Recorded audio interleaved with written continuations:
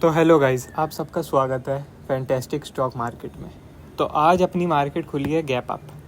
अब gap up क्यों खुली थी? क्योंकि हम लोगों ने आपसे बात करी थी कि जो अपना यूएस डॉलर है वो 114 के आसपास था और वहाँ पे डबल टॉप का फॉर्मेशन हो रहा था और रात में पोविल की स्पीच भी थी।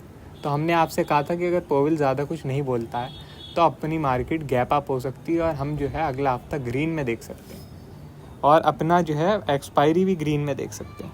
मगर हमने जो है टेलीग्राम पर जब मार्केट ओपन होने वाली थी तो हमने आपको बता दिया था कि अगर आपको लॉन्ग की पोजीशन बनानी है तो आप निफ्टी को 17,000 पर सस्टेन होने दीजिए कम से कम थोड़ी देर, तो आप जो है एक लॉन्ग की पोजीशन बना सकते हैं। मगर हमारी पहली ही कैंडल जो है रेड बन गई क्योंकि सेलिंग प्रेशर शुरुआत से ही आ गया। ठीक है, तो हमारा जो है कोई भी लॉन्ग की पोजीशन बनी नहीं पाई और हमने रेजिस्टेंस और बता दिया था आप लोगों को थोड़ी देर में कि 17,030 का जो प्रीवियस डे हाई है जो यहाँ पर है वो अपना रेजिस्टेंस है। वो रेजिस्टेंस की तरह काम कर रहा है, मार्केट उसे क्रॉस नहीं कर पा रही है। अगर क्रॉस करती है तो आप लॉन्ग की पोजीशन बना लीजिए, वरना फिर वेट करिए। और वही हुआ कि मार्केट ने कुछ बाउंस तो करी नहीं, तो भैया अपना सेल में सीधी लाइन में सेल होती गई और लगभग 16,800 तक आ गई।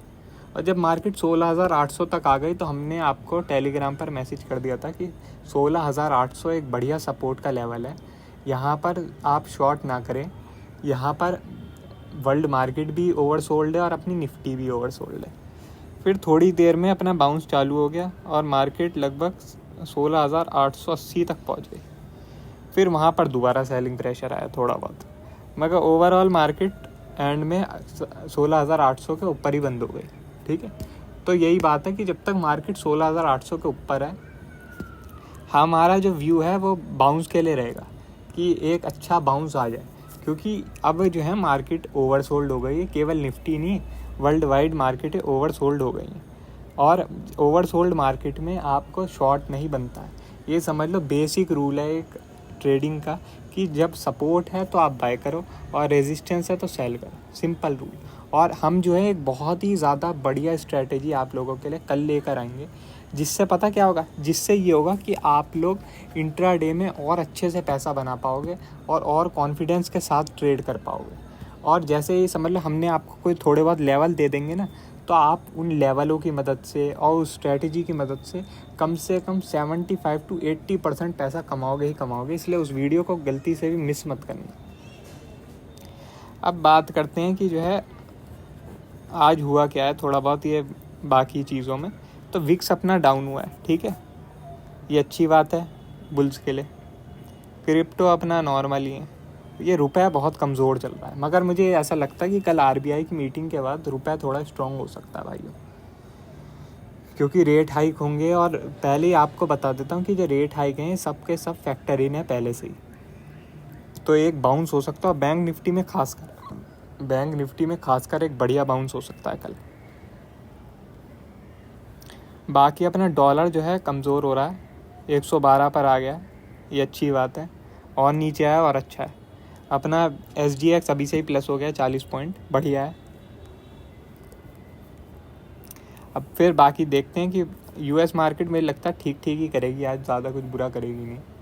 देखते हैं डैक्स का क्या हाल है। डैक्स भी बड़ा ज़रूरी है, डैक्स भी नेगेटिव में ही है। चलो देखते हैं फिर यूएस मार्केट क्या करती है आज। बाकी मुझे तो यही लगता है कि अगला हफ्ता ग्रीन होगा, चाहे उसके बाद मार्केट रेड हो जाए कोई बात नहीं, मगर मुझे ऐसा लगता है कि अगला हफ्ता ग्रीन होगा। ये बात है, क्योंकि आप देख सकते हैं कि मार्केट काफ़ी ज़्यादा ओवरसोल्ड हो चुकी है। ओवरसोल्ड मार्केट में सेल करने का कोई फ़ायदा नहीं होता, सिंपल बात होती है। चाहे आप वेट करिए या इंट्राडे में सेल करना तो कर लीजिए, मगर पोजिशनली सेल का कोई फ़ायदा नहीं होता है, सिंपल बात है। बाकी आज जो है अब वीकली टाइम फ्रेम पर भी देख लेते हैं कि क्योंकि हफ्ता भी पूरा होने वाला है। तो अगर आप वीकली टाइम फ्रेम पर देखोगे तो जो निफ्टी है वो 20 SMA के सपोर्ट के पास है और 50 EMA के पास है। तो ये एक स्ट्रॉन्ग सपोर्ट होता है, यहाँ पर सेल थोड़ी बनता है। अब आपको यहाँ पे बाय बनता है, ये आप यहाँ बाय करो। और ये देखो 1, 2 और 3 लगातार 3 रेड कैंडल बन चुकी है वीकली टाइम फ्रेम पर। आप देखो प्रीवियस में 3 रेड कैंडल तो मुझे दिख नहीं रही है अभी तक लगातार। तो आप सोचो कि अगले हफ्ते दोबारा रेड कैंडल बनेगी। अरे थोड़ा तो कुछ तो बुल्स के लिए भी रखो।